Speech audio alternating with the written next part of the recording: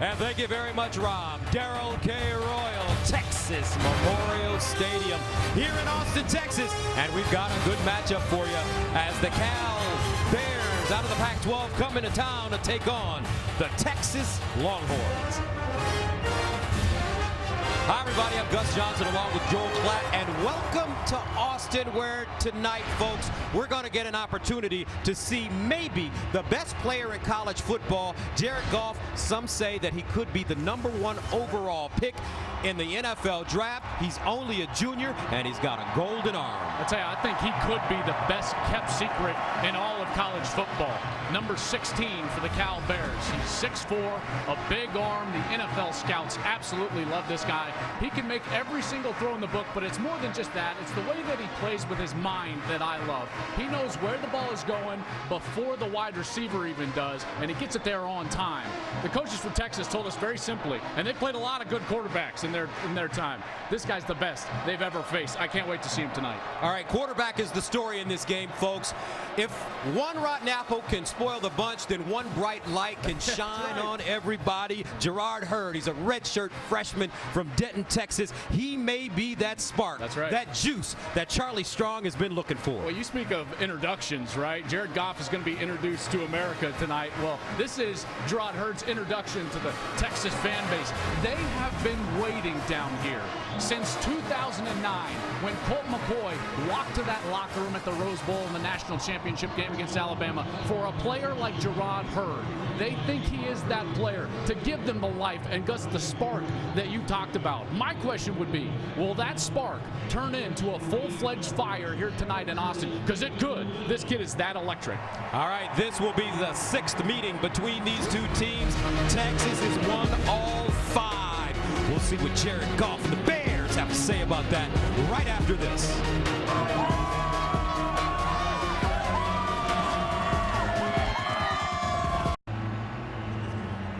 And welcome back to Fox College Football, presented by Geico.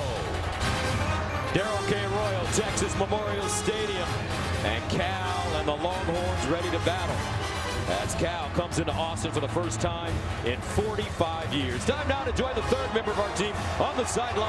Here's Molly McGrath. Coach, you spent a lot of time at Texas Memorial Stadium, but never as a head coach. What are your emotions heading into this game against such a storied program? Well, you know, big thing we got to do is just keep our emotions in check and just play Cal football today. It's all about us executing and playing well and weathering the storms that are going to happen during the ball game. So it's really about just keeping emotionally neutral as much as we can. Two very different quarterbacks in this matchup. What does Jared Goff need to do to come out on top? Well, we just got to execute our offense. That's the biggest thing for us right now. Just make routine plays and keep doing it over and over. All right, thanks, Coach. Good luck. All right, thank you very much, Molly. Hot and humid here in Central Texas. 90-degree temperature. It's about 96 on the field, and we will see how that affects these Bears out of Northern California.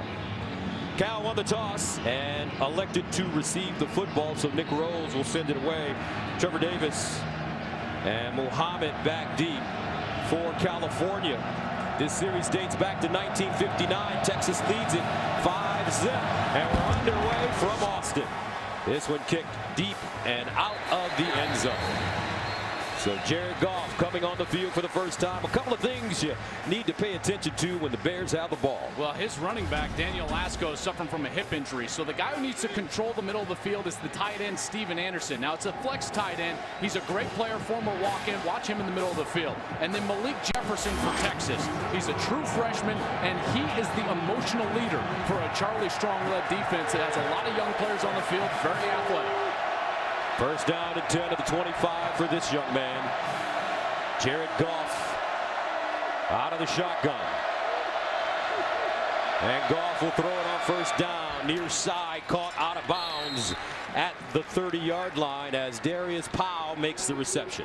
So Jared Goff holds 19 school passing records, as high as number 4 in some NFL mock drafts. I would have him up there. You'd be my first or second quarterback off the board. He is that talented. Great frame, even better release. Now number 20, Jeffrey Copperidge comes in the game, a junior from Watts, California, and they'll give it to him running right, looking for room, and he'll be a yard short of the first down as Nashawn Hughes comes up and makes the tackle. Third down defense has been an Achilles heel for this defense, the Texas Longhorns. Third down conversions on 63%. It's 127 in the country. Has to improve tonight. Cal beat San Diego State 35-7 in Berkeley last week. Goff threw 3 touchdown passes. Third down and 1 at the 34. Vic Inweri in the backfield. And they'll give it to him looking for the first down. He leans forward. It will be close. Knows that ball is going to have to touch the 30-yard line. I don't think it is based on this near side spot. Malik Jefferson, the talented freshman out of Mesquite, Texas, makes the tackle, and Cal comes up short.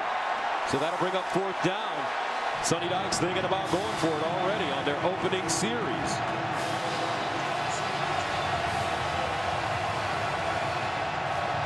Fourth and 1. Well, this is when you'd like a quarterback sneak, but they never go under center. So that's an impossible play call for the Cal Bears. And the Texas defense will take it as Cal calls a timeout on their opening series of the game. Boy, this would be surprising if he stuck with this call. Speaking of Sonny Dykes. Remember, they're running back, not in the game right now, Gus. All right. First big decision of the game. Back right after this. Originally, we thought it was a Cal timeout, but we've been told it's an official booth review on the third down and short situation.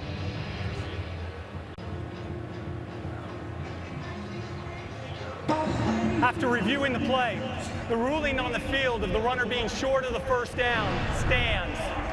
It'll be fourth down. The University of California retains its challenge. Excuse me, the University of California loses its challenge and is charged a timeout.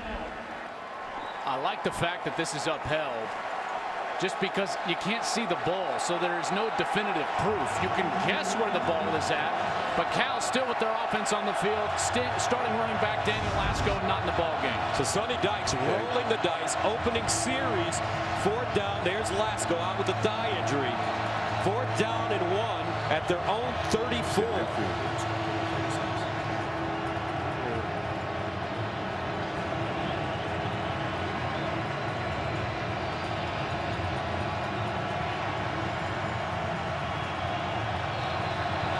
So here we go.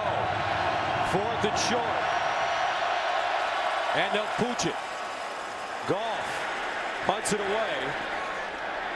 And the ball will roll out of bounds at the 34-yard line. So a victory for the Texas defense.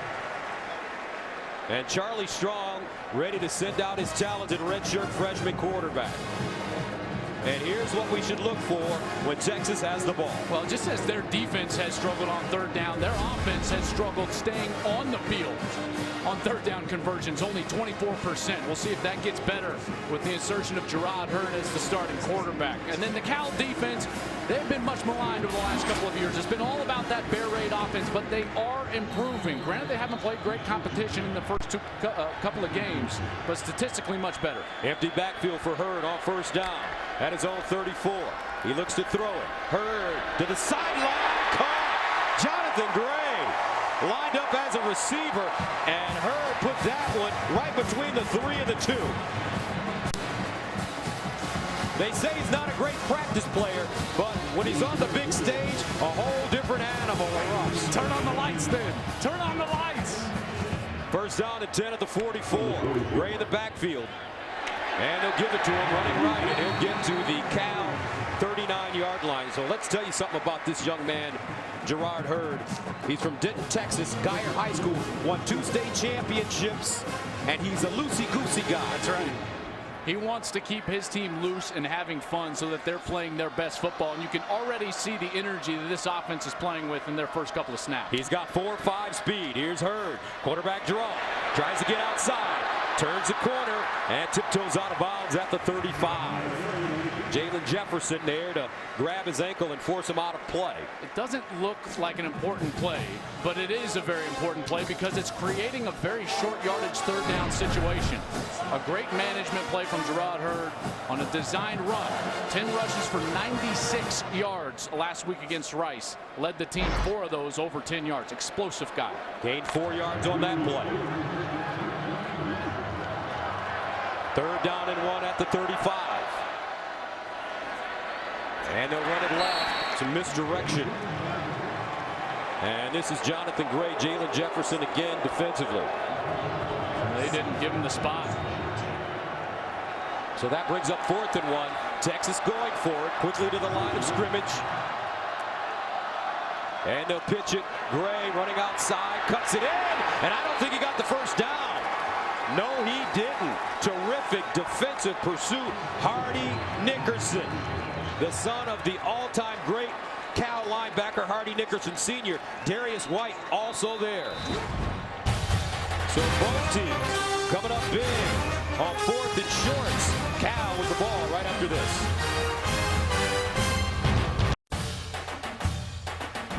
Fox College Football presented by Geico is sponsored by Science. Premium standard features that actually come standard. Weird, right? Hardy Nickerson, captain of the defense. Great pedigree. His father, linebackers coach right now with the Tampa Bay Buccaneers. And he came up with a terrific tackle to cut Texas down at their knees. Both defenses coming up huge here in the early going, getting off the field in their first chances. So 1st down and 10 for Goff at the 36. He'll swing it out of the backfield. And this is Califani, and he doesn't go very far. Nicely done. Dylan Haynes, the junior safety, with the tackle. That was a former walk-on. Earned a scholarship, though, and emerged in as a starter last season in 2014. You can see why tackling in space, one of the greatest attributes a defensive back can have, especially in this day and age of spread offense. No gain on the play. 2nd and 10 of the 36. Trips at the top of your screen. Goff, play fake with time. Over the middle, incomplete. And no flag on the play intended for Kenny Lawler. And that'll bring up 3rd down and long. Peter Jenkins, number 19 for Texas, was the defender.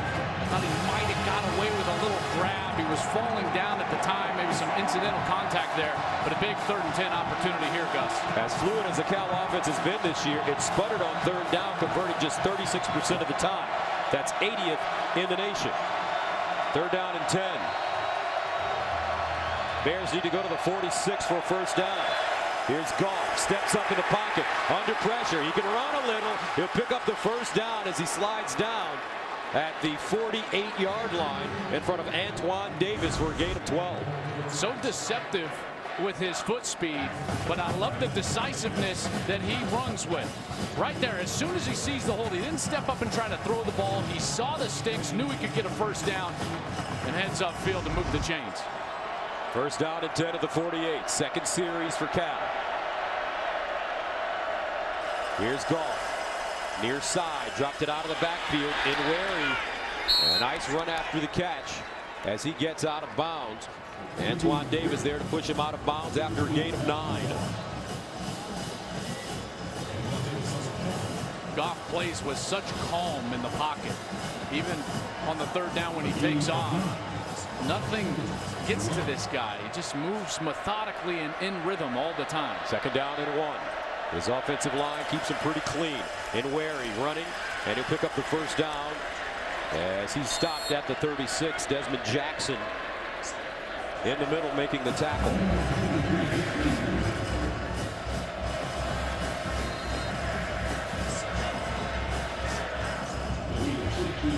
This Cal offense has a change of pace tempos, very similar to Oregon. They can play fast, and then all of a sudden they get in a huddle. It's very difficult for a defense to understand what they're trying to do because they can change it up. Trey Watson in the backfield. They give it to him running right, and Watson lowers his shoulder and goes down at the 34-yard line. Duke Thomas, one of their leaders on defense, number 21, makes the hit. I love the strategy because of the youth on the opposite side for Texas. A lot of these guys playing their first 2-3 games in college football for the University of Texas. So when you you change up that tempo, it can create some indecision for those defenders. 2nd and 7 at the Texas 34. Goff throwing on the move. Oh, he put that one on the money. And it's caught by Bryce Treggs as he gets out of play. Picks up 5, and with that throw, Jared Goff sets a school record. At a school with some pretty good quarterbacks in their history, including one that's sitting up in Green Bay right now. He was 16 passing yards from eclipsing Troy Taylor's all-time school record of 8,126 yards set in 1986 through 1989. The previous play is under review.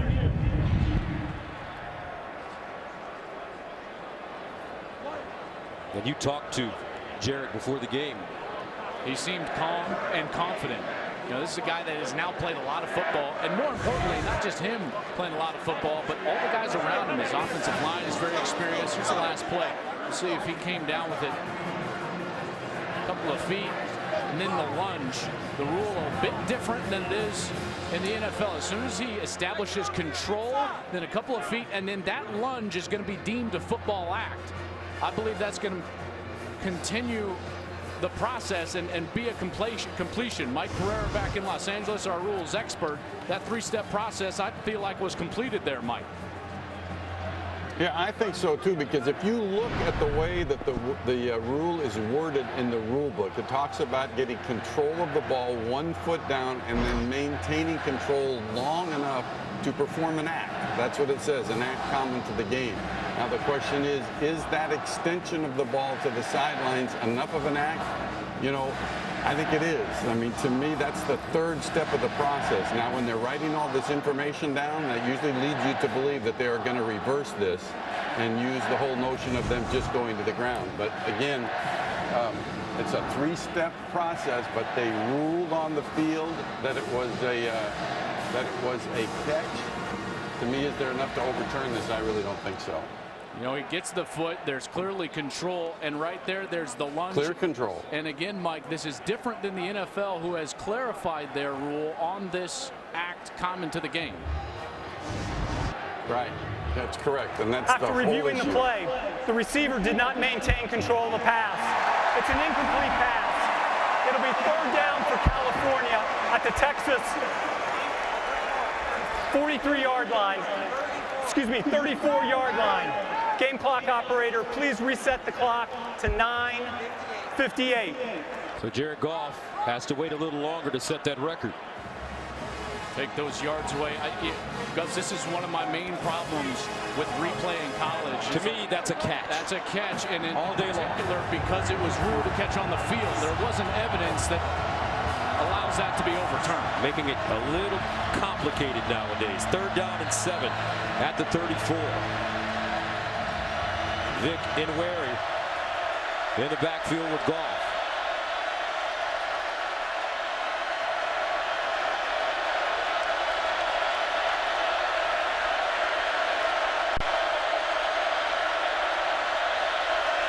Goff to throw with time and caught. What a catch. Steven Anderson, the flex tight end, but a flag on the play. Unfortunately, I think the way that hit happened and when the flag came out, we may have a targeting penalty here. Dylan Haynes, number 14, is going to be your safety coming in, and he goes right to the helmet, leads down with his head on what could be deemed a defenseless player.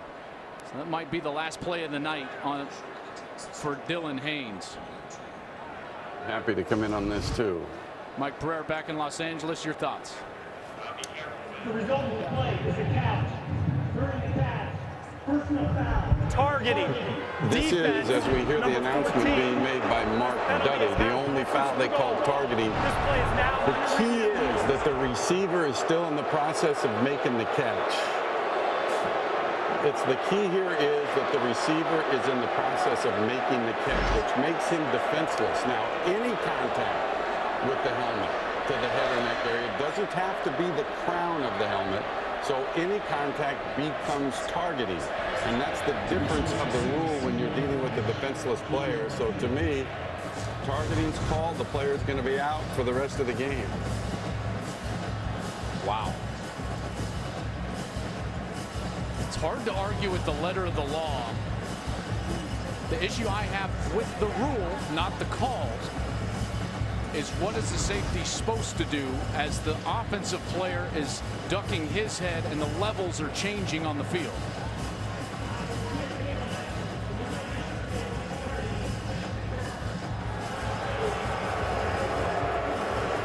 Automatic first down. By rule, number 14 is disqualified from the game. Wow. Dylan Haynes just trying to make a football play. Called for targeting and now is ejected from this game. You can't be mad with the call. It's the rule. I feel like the rule needs to be cleaned up. Steven Anderson's, his levels were changing, and so there was not a clear target for Dylan Haynes to attack. Therefore, he's ejected. First down and goal at the 6, and Larry runs the ball.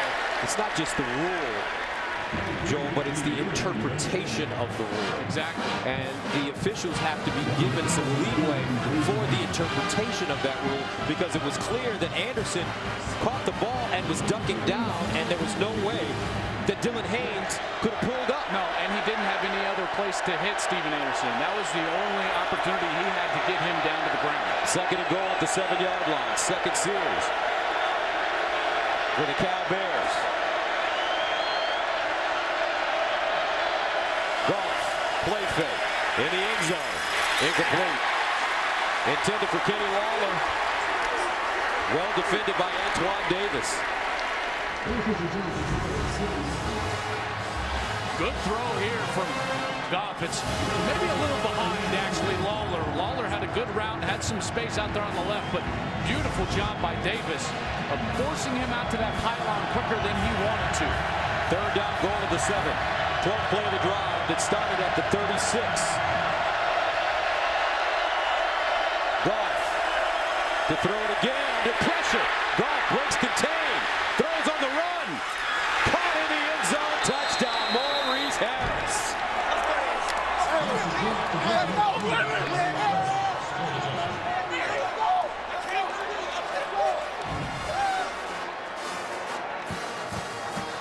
This is the exact problem that Texas has had all year long. They get a free rusher and a chance at Jared Goff, and Charlie Strong has been stressing with his players. When you get opportunities to sack the quarterback, you have to bring them down or else big plays happen.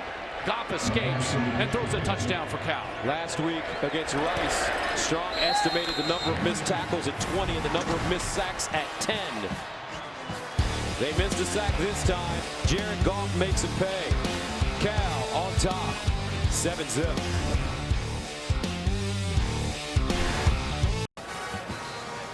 All right, a look at the scoring drive. 12 plays covering 64 yards. Cal 3 for 3 on third downs on that drive, and all were 7 yards or longer for Jared Goff, who now is the all-time passing leader, over 8,000 yards in Cal history. And when you give great players second chances, whether as you could sack him or the penalties that extend drives, guess what? They make you pay, and that's exactly what Jared Goff did to Texas on that last drive. So let's see how the Longhorns respond. You're looking into the eyes of Jonathan Gray. Jay Johnson also back deep. He's very dangerous. Returned a punt 85 yards last week for a touchdown. And they kick it over to Gray. And that ball is loose. Cal has it.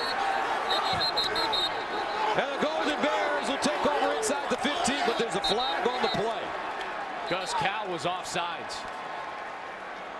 They're going to bring this all the way back. Cal was offsides, and they're not going to get this football. What a huge mistake. Watch the bottom of your screen.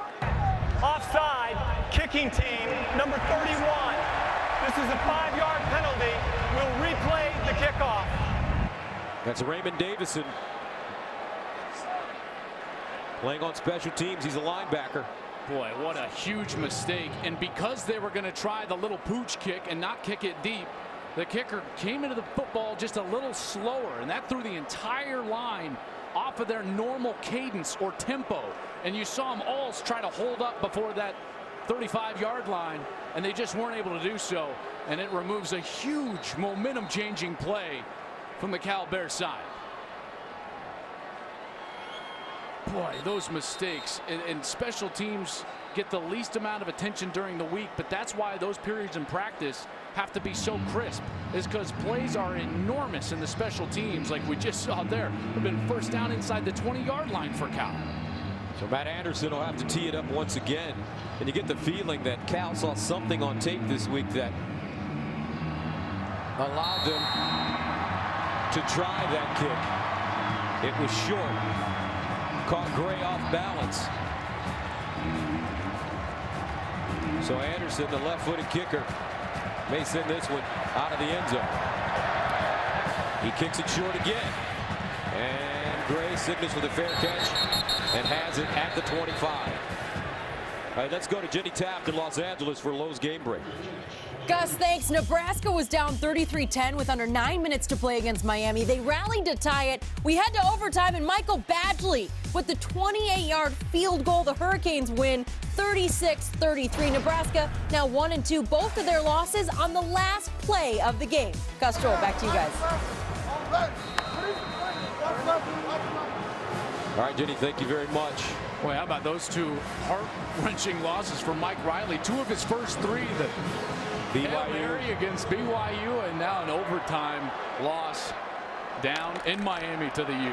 First down and 10 at the 24 for Gerard Hurd and the Texas offense on the field for the second time.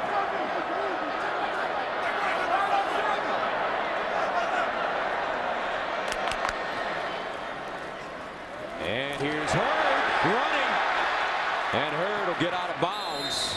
Nice gain. And they've kind of switched things up. Jay Norvell now the play caller for Texas. Different look offensively with Hurd in the game compared to Swoops. Yeah, Tyrone Swoops a bit more of a pocket guy and less explosive outside of the pocket. Jay Norvell came over this year as a hire from Oklahoma.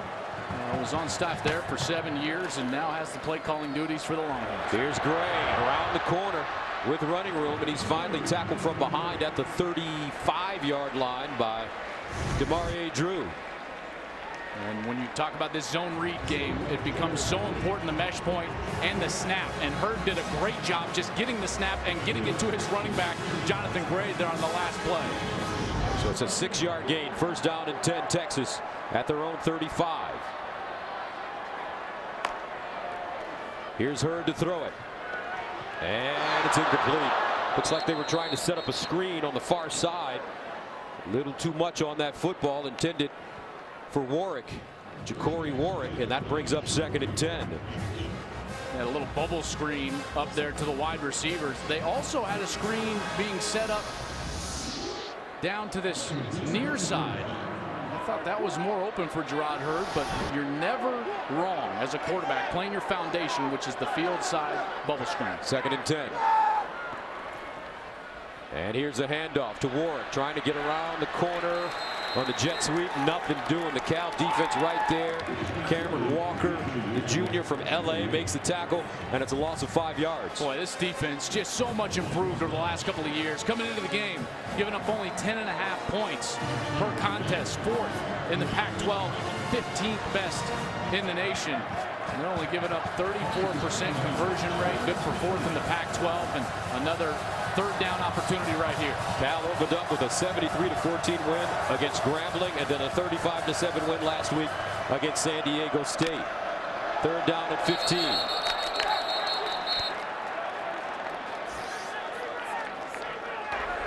False start. Offense, number 77. 5-yard penalty. Third down. That's Patrick Vahe, the right guard.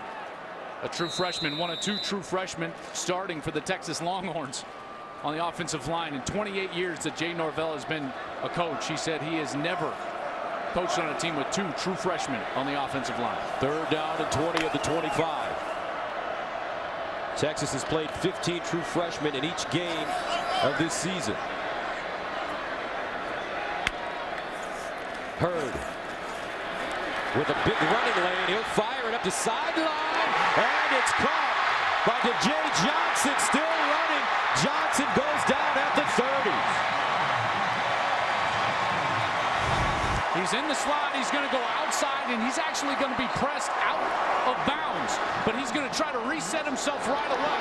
The hat came off. No flag came down. The officials are discussing it right now. I think this is going to stand because he got himself reestablished. The receiver right away. was forced out by the defense, came back in bounds and caught the pass. Illegal play. First down, Texas. That's a 45-yard gain. Hurd to DJ Johnson. And that is not reviewable because they have ruled that he was contacted in order to go out of bounds. Great play for Texas and Jerrod Hurd. 154 all-purpose yards last week on 4 returns for Johnson. Now he's getting into the act on offense against Cal. First down and 10 at the 30. Jonathan Gray, the single setback with Hurd. And they'll give it to him, running straight ahead. And to Jay Johnson, Joel, just a very interesting story. Yes, 154 all-purpose yards on 4 returns, including an 85-yard punt return touchdown last week. But Charlie Strong suspended Johnson for the first 4 games of the 2014 season. And he told him, though, he said, you keep working to get out of this doghouse. I'm going to be right there when you succeed. And guess who was the first one to congratulate him after that 85-yard punt return last week? It was Charlie Strong. He doesn't just want to discipline the kids. He loves on them as well. DJ Johnson feeling the love from his head coach. Second down and 8. Here's Hurd. Time in the pocket. Goes up. Gray! Got it! And Jonathan Gray out of bounds inside the 5. I'll tell you what. This Jerrod Hurd has the it factor, Joel Klatt. Hey, the lights came on. It's game time. The stage is big enough for Jerrod Hurd. He gets his back out of the backfield, and I love how he used his eyes to run the defense towards the deep routes and allow his back some open space to get open inside the 10-yard line. He's 4 of 5, 88 yards already. That was a gain of 26. Here's Hurd, bounces it outside, wants to run it, hesitates, turns the corner. Touchdown, Texas! Ladies and gentlemen, the Texas Longhorns have their quarterback.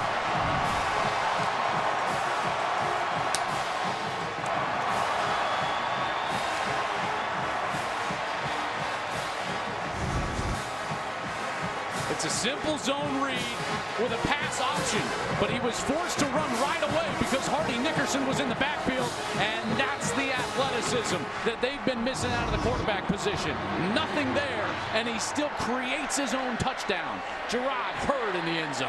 Extra point by Nick Rose is good. So Texas counterpunching, led by the electric freshman, Jerrod Hurd from Denton, Texas, home of Phyllis George, folks.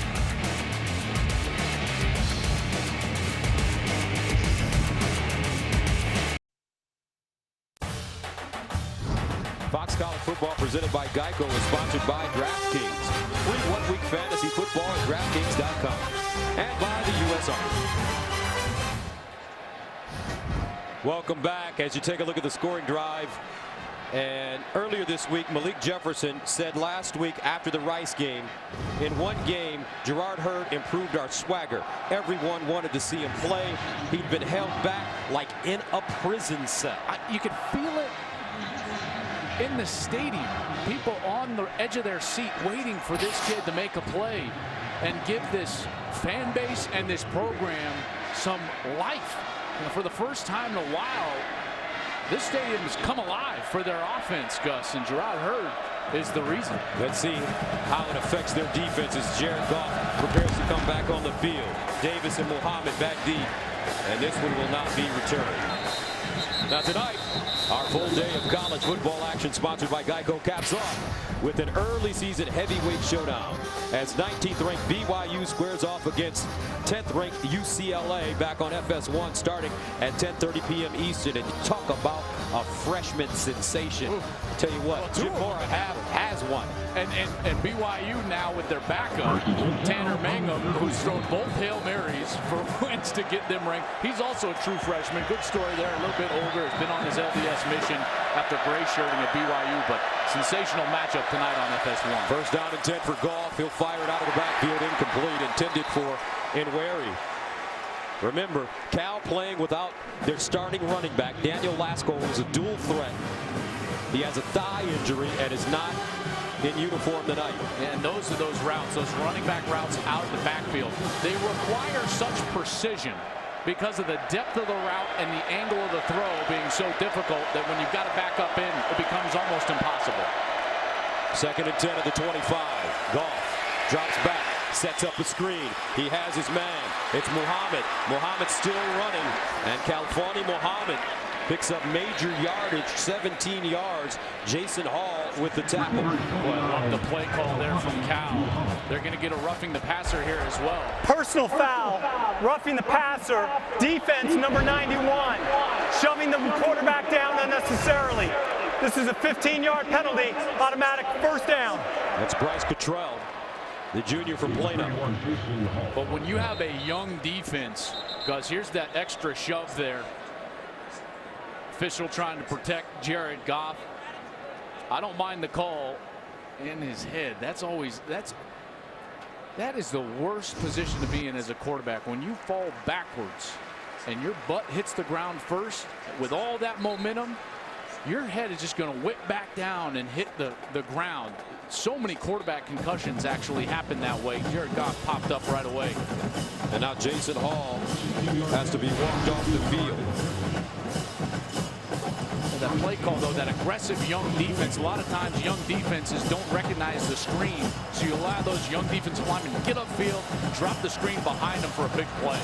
16-yard pass completion and a 15-yard roughing the passer penalty. First down and 10 at the 24. Goff underneath, and it's caught by Kenny Lawler, and Lawler gets close to the first down depending on the spot. This is what I love about a big experienced offensive line. Watch these guys get out on the bubble screen in front of the wide receiver. They play with such great tempo and pace that they're in the perfect spot. They form the pocket for an easy completion and some successful yardage. First down and 10 at the 34, far side this time, and it's Bryce Treggs trying to shake Duke Thomas, but nothing doing. Duke Thomas from Coppers Cove High School in Killeen, Texas. Treggs a limp off the field after a 7-yard pickup. That line, very experienced, over 80 starts in their career, just among the 5 starters, including Jordan Rigsby, the right guard, number 73. He started every game, 38 starts in the last 3 years. 2nd down and 3. They stay on the ground in Wary. Still running. Wasn't down. Second effort should get him a first down. Peter Jenkins in the vicinity as he lost his hat and he'll have to sit out a play.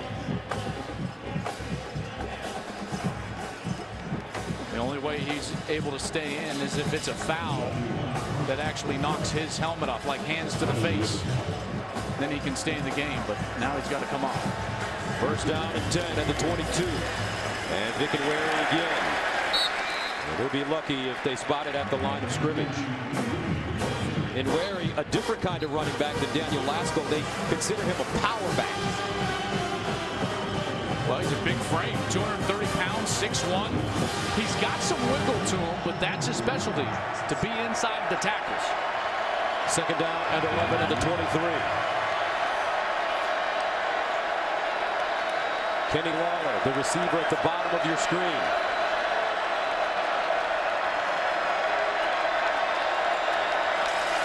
Goff, quick strike to the far side, and it's caught by Darius Powell. And I thought it was interesting when we talked to the Texas coaches and they talked about the effort of the wide receivers for Cal. They give you such a great effort because they know that they can always get the ball. Yeah, and that's a product of the quarterback being so intelligent, having knowledge of the system. Any one of those 5 releases can get the ball on any given play. 3rd and 5 at the 17.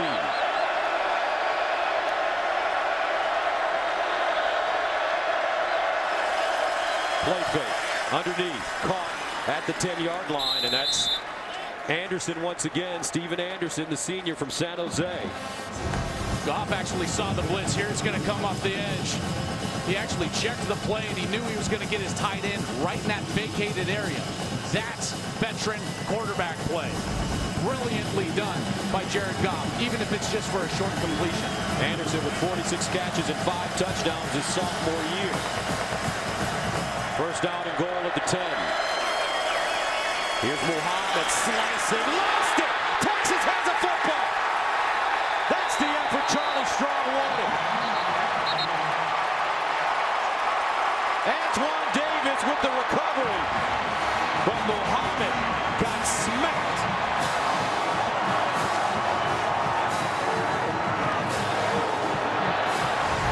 That's the backup safety. He came in for Dylan Haynes, who was ejected earlier in the game. Kevin Vaccaro laying the wood, causing the turnover. If you recognize his name, that's because his brother is Kenny, the great Texas Longhorn safety playing in the NFL now. And I had a chance to watch Kenny Vaccaro knock people loose, as his little brother did just there. Kenny, two-time All-Big 12 at Texas at safety. Now the Longhorns have the football at their own 20.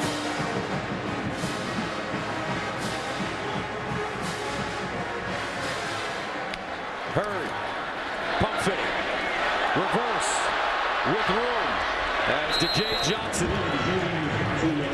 tried to turn the corner, but Stephon McClure was there, the senior from Vista, California. That's a loss of 1. Watch him right here. He's just going to read the play the entire time. He stays home. Perfect position and gets the speedster to the ground for a loss of 1. Second down at 11 at the 19. They throw this one short side, Foreman. And Foreman will pick up about 5 yards on the play as Darius Allensworth brings him down. And we really haven't had a chance to see Gerard Hurd break contain. Remember, he runs a 4.5 40. He's got sprinter speed and incredible elusiveness. 3rd and 8 at the 22. Hurd with time, fires up the sideline, wide open. Johnson at the 40, puts it across. DeJay Johnson down at the 22. A 50-yard gain, and Gerard Hurd is slinging it today. Here he's coming from the slot position. John Burt, the outside receiver #1, is one of the fastest players in the nation, and both Cal players took him. And DeJay Johnson was wide open. You have to credit the protection first because it was wonderful the time that Hurd had in order to find the wheel route down the sidelines. But DeJay Johnson, a couple of catches for 95 yards. That one a gain of 56. First down and 10 at the Cal 23. And they hand it off, running to left, and it's Foreman. He'll lean forward and gain a yard on the play.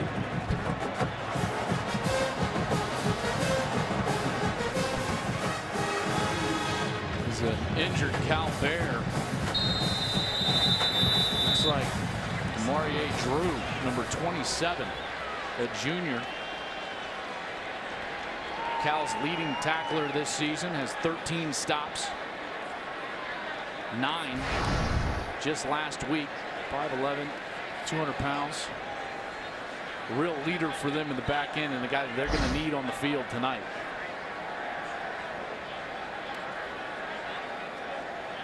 Okay, while they're taking a look at DeMarie Drew, let's take a look at some headlines from college football. LSU, boy, they look good. How about Leonard Fournette, 228 yards. Baker Mayfield. Hey, Baker Mayfield and OU, they've got it rolling offensively. Some work to do on the defensive side. And then how about Ohio State struggling?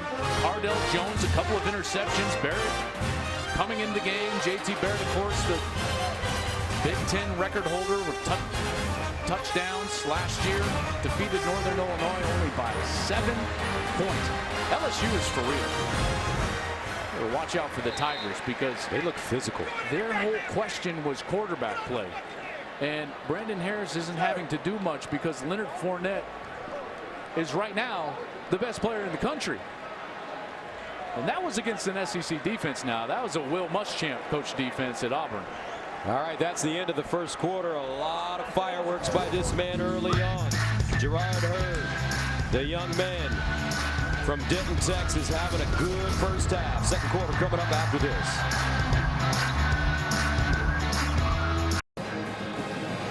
Damian Game tied at 7. Let's check out the KFC stat comparison.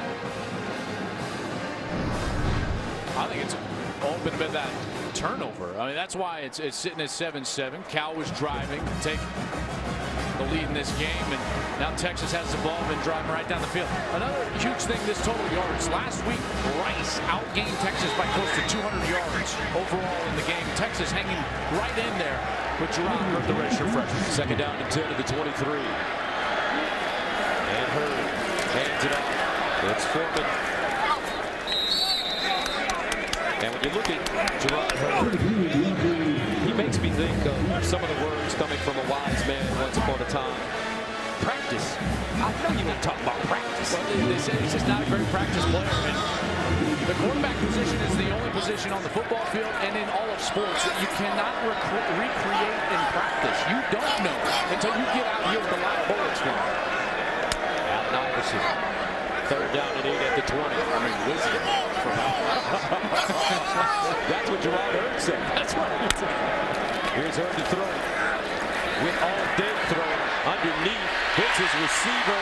Still on his feet. This is Alex De La Torre. And De La Torre with a nice catch on a ball that was thrown low. And he's got some yak after he made that catch. So throwing the ball from the pocket is Hurd's weakest part of his game. How do you rely on that as an offense when you protect him and you allow him to see the field? That's exactly what the offensive line did on the last snap. Hurd had all day to throw. First down and goal to the 7-yard line. Hurd to throw it in the end zone. Incomplete. Armani Foreman had his hands on it, but broken up at the last moment. Excellent coverage here by the corner as he beats him to the route, gets his eyes back to the backfield, and then he attaches to that right shoulder, that left shoulder, excuse me, and Darius Allensworth with just a beautiful play there in the end zone. Second down and goal to the 7. And Texas running it with Foreman. Foreman looks like he may have lost some traction. They'll lose a couple yards on the play. Texas is too static right now. You got to get this young kid on the edge and give him some run pass options. Speaking of their quarterback, Gerard Hurd. Now it's third down. I would fully expect him to leave the pocket in some sort of run pass threat. Third down and goal at the 9.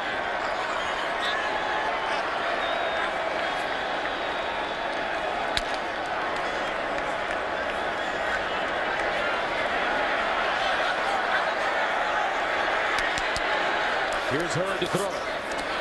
Into the corner. And incomplete. Threw that one into the double coverage to Jay Johnson, the intended receiver. I like the route design. I just don't think it plays to the strengths of the young quarterback, Gerard Hurd. Getting him on the move and putting pressure on the defense with his feet first, that's how you create open throwing lanes for the wide receivers to find Gus inside the 15-yard line. When he's just sitting in the pocket, all the defensive back has to worry about is covering his wide receiver. So Nick Rose comes in to attempt the 27-yarder. Trey Holtz, the holder. High snap, handle, got it up, and good. Texas has to settle for 3 points. 12:52 to go. Second quarter, 10-7. And here comes the Golden Arm quarterback from California, Jared Goff.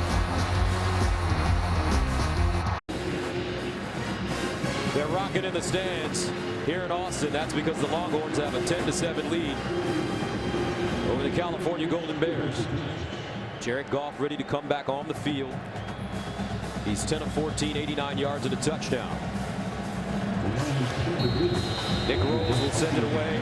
Trevor Davis. Galfani Mohammed back deep.